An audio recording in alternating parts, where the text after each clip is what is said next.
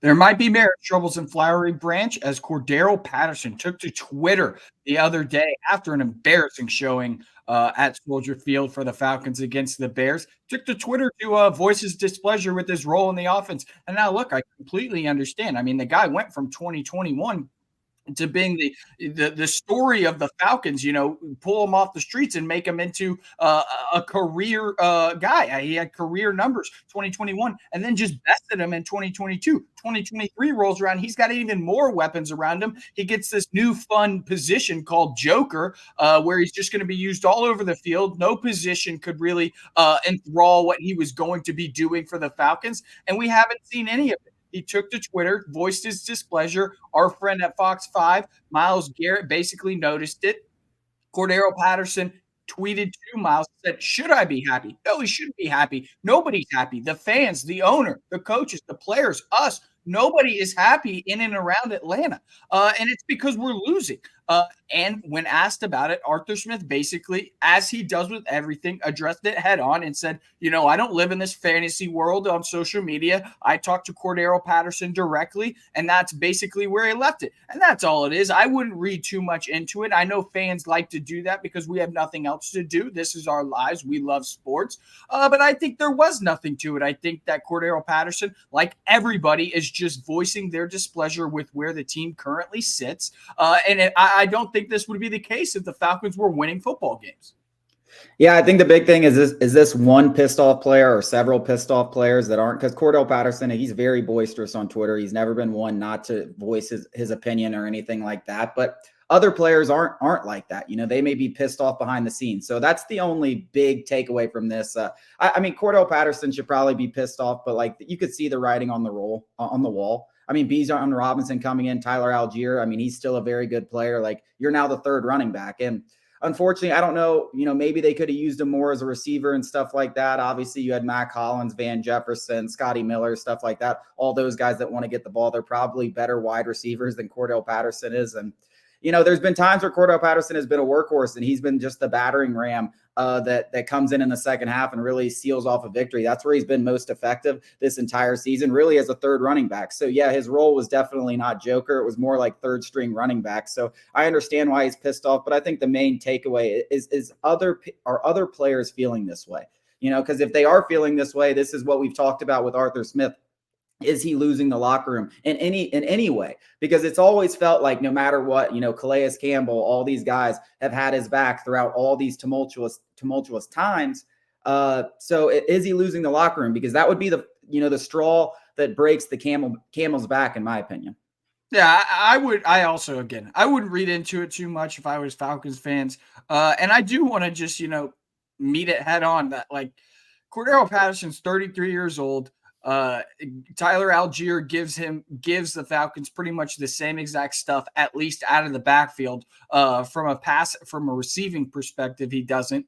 And again, we have Bijan Robinson, who's this 8th overall pick superstar, who should always be leading that room in touches. And frankly, it shouldn't be close. It should be Bijan Robinson 2-1, Algier and Cordero Patterson being the one. In fact, you could argue Algier should be the only one beside Bijan Robinson. So I do want to say that, you're 33 years old. You clearly lost a step. He is what he is at this point in his career. And Tyler Algier gives the Falcons a lot of the same stuff. Now, with that being said, he absolutely could be giving the Falcons more. I mean, you're talking about Mac Hollins and Scotty Miller. We're not asking Cordero Patterson to go out there and run a streak or a post or a 15-yard dig. I mean, he absolutely couldn't. I don't want to say he's slow by any means, but he's always been he's a huge guy. He's like 230. It takes some time for him to build up speed. But with that being said, there was always a role for him, and a lot of it had to do with this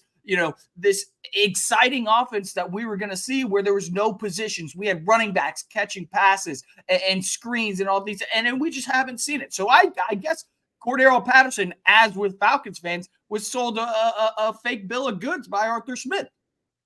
Yeah, I mean, it's funny that he's the one complaining about touches, and you got guys like Drake London. Drake London's gotten some touches and had some big games, but we talk about it all the time. Where is Kyle Pitts? Where is Bijan Robinson? I mean, Bijan Robinson should be getting more touches, and it seems like the two guys that have consistently gotten touches in this offense every single week are Algier and Jonnu Smith.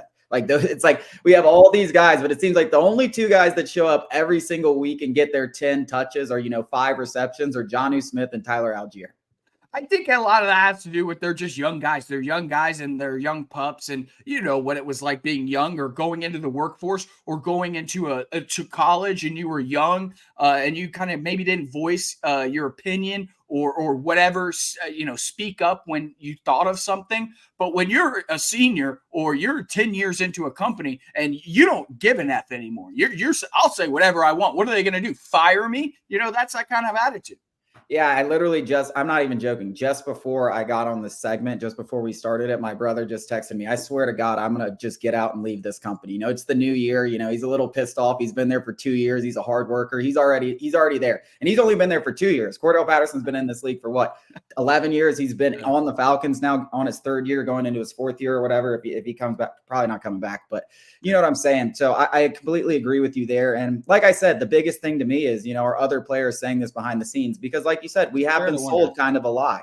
And, and then also you draft a running back 8th overall when you had two competent running backs. So there's a lot of things. There's a lot of mixes here that are interesting. And, if he loses the locker room, you have to imagine there's no way he's back. And it's absolutely the final straw. I'm sure Arthur Blank is taking notes on this, and I'm sure he's going to talk to Patterson. What's the vibe in the locker room among everybody? Are they feeling the same way as you, and you're just the one that said it, or are you just pissed off, because you just haven't gotten the ball enough?